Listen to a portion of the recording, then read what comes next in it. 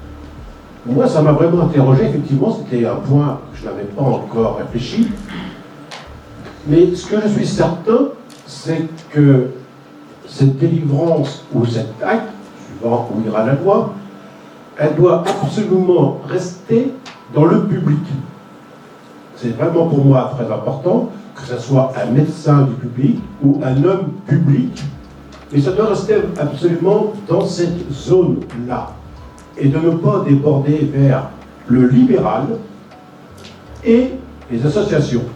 J'étais membre d'association, je le dis toujours, donc je sais très bien de quoi je parle, et moi j'ai toujours été surpris de voir des sommes demandées pour partir soit en Suisse, soit en Belgique, pour aller vers l'acte final, des sommes qui démarrent entre 4 000 et 7 000 euros, alors que tous les frais restent à la charge de la personne, que ce soit hébergement, déplacement, acte administratif, démarche administrative, tout reste à la charge de la personne.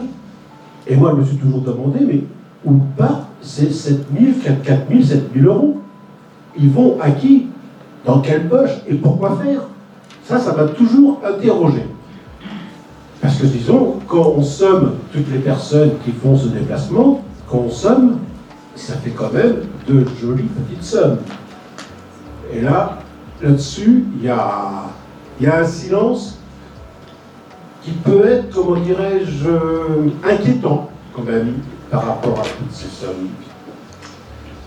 Là, en tant qu'usager, je me disais, je change de sujet, c'est doit-on vraiment faire une loi pour évoluer? Et je me dis aussi que si on évolue, il faut bien l'encadrer, cette évolution. On ne peut pas évoluer en laissant tout partir à volo. Et c'est là que je me dis, c'est bien, on va faire une loi. Mais je me pose la question, quelle sera la loi? Qu'est-ce qu'elle sera devenue? Qu'est-ce qu'on en aura fait dans 10, 15, 20 ans? Parce que je m'interroge sur... Je vais vous prendre 2 points qui peuvent vous paraître complètement éloignés, qui n'ont pas de sens. On va parler de l'ambulatoire. L'ambulatoire, qui est une chose très bien, on va dire que c'est pour que les gens rentrent plus vite chez eux, parce qu'ils veulent rentrer plus vite chez eux.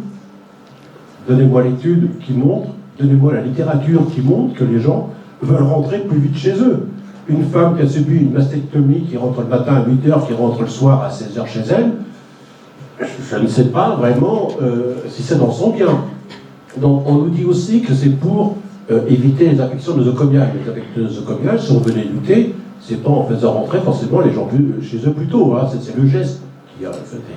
Donc je me dis que l'ambulatoire, pourquoi c'est vraiment? Est-ce que c'est pour supprimer les places, supprimer les lits? Maintenant, on ne parle plus de lits, on parle de lits et places, quand on regarde les chiffres du CHU. Je vais prendre un autre exemple. Parce que quand même, il faut savoir cette loi, qu'est-ce qu'on va en faire de cette loi? C'est bien beau que les lois soient faites, mais qu'est-ce qu'on en fait? Comment qu'on les utilise? En 1974, pour ceux qui étaient nés, nombre de morts sur les routes, 16 000. 16 000 morts. Une catastrophe, une hécatombe. Impardonnable, on ne peut pas accepter ça. On a mis en place les limitations de vitesse et les radars. Donc, très bien. Aujourd'hui, il y a toujours les radars. Quand on voit qu'on a délégué la limitation de vitesse, qu'on a délégué au privé avec des voitures banalisées, avec 9 voitures flashées à la minute, est-ce qu'on est toujours dans la prévention routière? Est-ce qu'on n'utilise pas justement cette loi pour en faire autre chose? Et ça, c'est une question que je me pose, et peut-être que Mme Annick pourra nous répondre après. Qu'est-ce que les lois deviennent au bout de 15 ans? Alors qu'au départ, on est parti avec un sentiment, mais certain, quoi, sans malice, rien du tout. Mais disons, la société fait qu'on évolue. Mais en changeant encore notre sujet, je crois que parallèlement, il ne faut pas que le débat sur la fin de vie avec une loi qui nous orienterait vers la fin de vie, vers la sédation ou le suicide assisté ou l'euthanasie, cache complètement et nous fasse oublier qu'il y a quand même les soins palliatifs. Et ça, les soins palliatifs, pour moi, c'est quelque chose de très important qu'on doit développer, qu'on doit mettre en place, qu'on doit faire connaître, que les gens ne découvrent pas.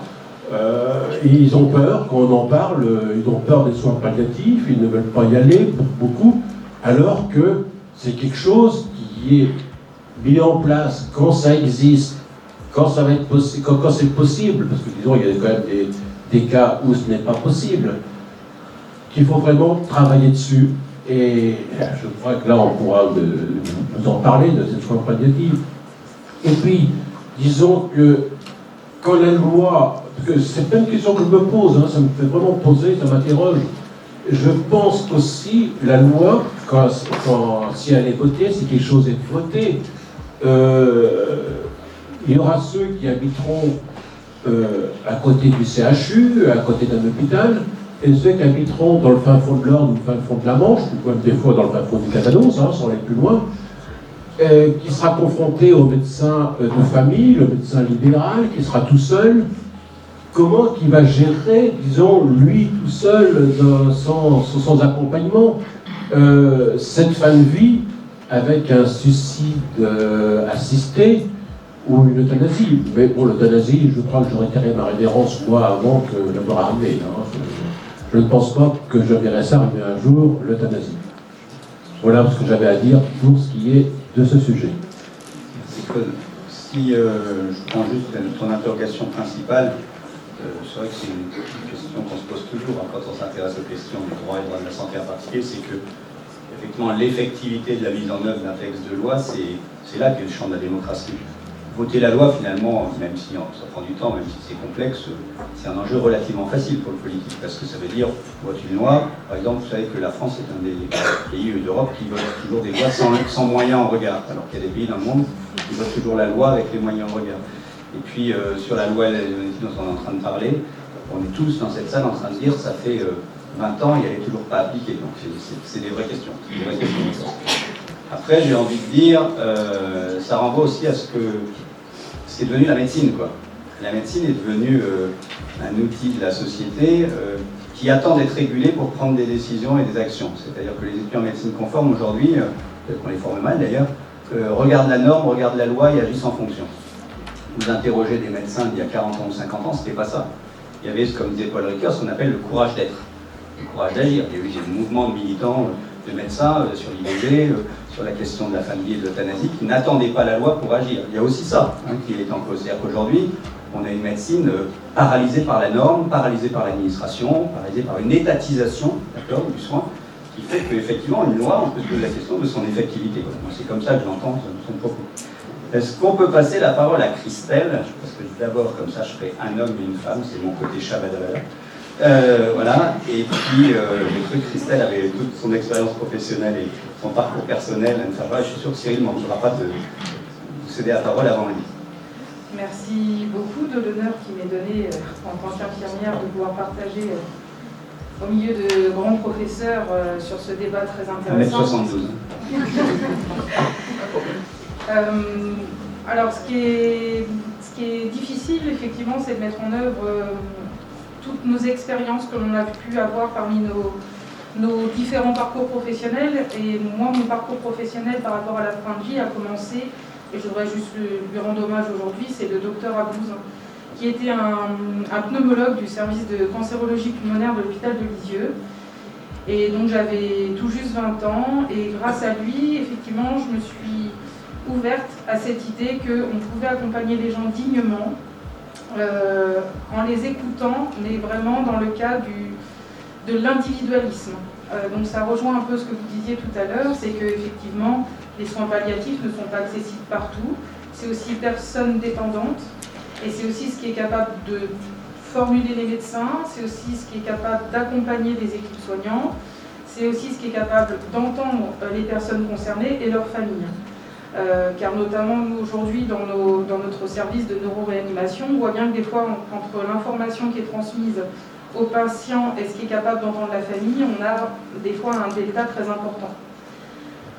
Si je reste dans un premier temps sur l'idée de l'accompagnement, par exemple en cancérologie, c'était un accompagnement dans des maladies chroniques où les gens avaient le temps de se préparer le plus souvent à une fin de vie plus ou moins proche. Et ce qui est ressorti de cette expérience, c'est que entre l'idée de départ où on disait je préférerais n'avoir aucune souffrance, j'ai pas du tout envie de connaître la déchéance, et bien au fur et à mesure de l'évolution de la maladie, on se rendait compte que l'instinct de survie restait finalement le leitmotiv principal. Et passait avant tous les grands débats du départ qui disaient je préférerais partir que plutôt perdre mes cheveux, perdre mon autonomie. Donc je pense qu'il va être effectivement très difficile de poser une norme en disant dans quel cas on applique la fin de vie, dans quel cas on accompagne les gens. Je pense que ça reste un débat effectivement assez difficile. Et au sein, je vais rebondir sur ce que l'on fait au quotidien en neuroréanimation. Et j'ai quand même pas mal de collègues ici qui pourront éventuellement partager avec nous la même expérience, parce que je crois qu'on dit la même chose. C'est qu'on a déjà constaté des gens qui, face au côté brutal de leur situation, nous disaient, je pense notamment à un monsieur qui s'est retrouvé tétraplégique du jour au lendemain, et ses premières pensées quand il a été capable d'échanger avec nous, c'est de nous dire « je veux aller en Suisse pour être euthanasié. Je ne pourrais pas continuer ma vie dans l'état actuel des choses. » Et finalement, puisque en France aujourd'hui ce n'est pas accessible, il a appris à vivre avec son handicap et aujourd'hui, je pense, depuis qu'on a des nouvelles, je pense pouvoir dire qu'il est heureux. Donc moi, ça me questionne, enfin heureux, dans le sens où il peut interagir et il partage des moments de vie avec ses enfants. Mais aujourd'hui, avec le recul, est-ce que si on lui proposait la possibilité d'avoir accès à l'euthanasie, est-ce qu'il y accéderait? Voyez, je ne sais pas.